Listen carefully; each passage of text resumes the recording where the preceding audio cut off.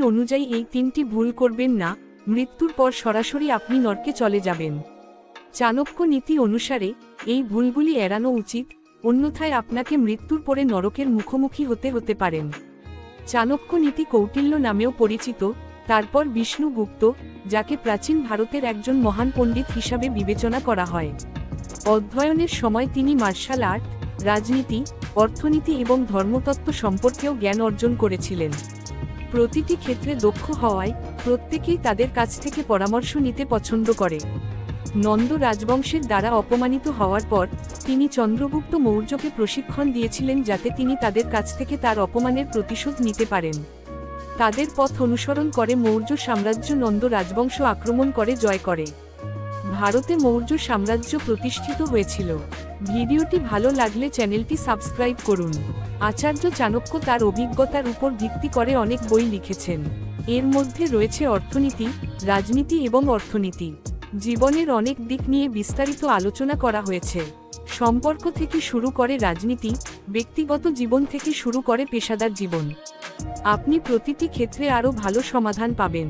একটি নীতি গ্রহণ করুন।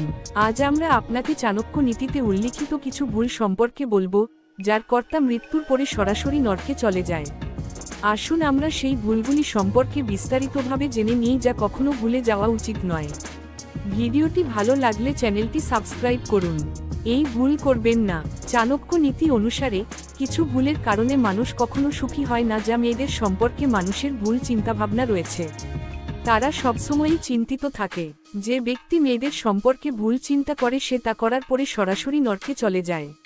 আচার্য চাণক্যের মতে জীবনে ভুলে যাওয়ার পরেও একজন মানুষের তার পিতামাতার সাথে দুর্ব্যবহার করা উচিত নয়। যারা তাদের পিতামাতাকে ঘৃণা করে তারা কখনোই সুখী হয় না। তাদের জীবনে সবসময় কষ্ট থাকে, তাই সবসময় আপনার বাবা মায়ের সেবা করুন। সব সময় তাদের কথা শুনুন।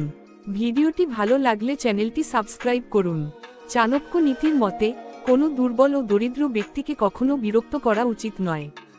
যে ব্যক্তি তাদের বিরক্ত করে সে সর্বদা নরকে যায়, তাই তাদের কখনোই প্রত্যাখ্যান করবেন না, তবে যতটা সম্ভব তাদের সাহায্য করুন। প্রিয় বন্ধুরা, আজকের ভিডিওর জন্য এটুকুই।